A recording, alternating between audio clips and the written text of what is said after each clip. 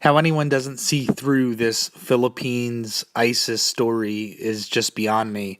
It's all just a charade, and the government is carrying these attacks out, creating fear, trying to implement martial law, and also move the southern Philippine Muslim population out of the city. And if you take a look at what CNN is saying, they're actually showing footage from, guess who? AMAC News, which this is the ISIS news channel. That's CNN's source. I mean, think about this. It says we have admitted around 330 casualties since day 2 of the crisis. Okay. It says it's been like this for a month since ISIS-aligned fighters stormed the northern Mindanao city of Marawi, capturing key government buildings and setting fire to churches and schools.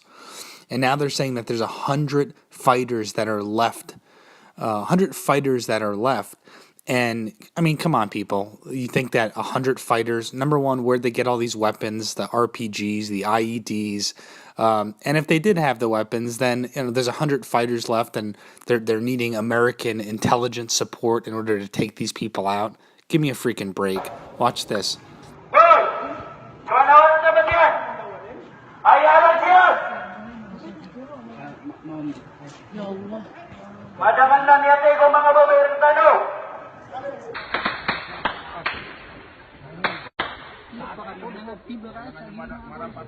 Islamic State-linked fighters have gone on a rampage on the Philippines' second-largest island, hoisting the terror group's flag at various locations across the city of Marawi. The country's president has now declared martial law there. I had to declare martial law in the Mindanao group of islands for a period that exceeding 60 days, effective as of May 23, 2017.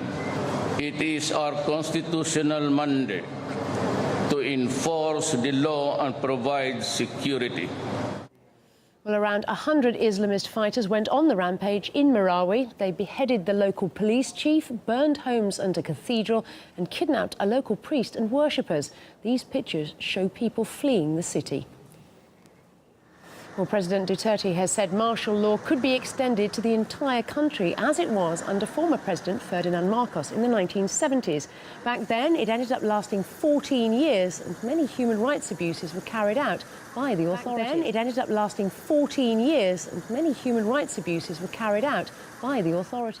And when you look at all the photo evidence and the official story, they evacuated 330,000 people.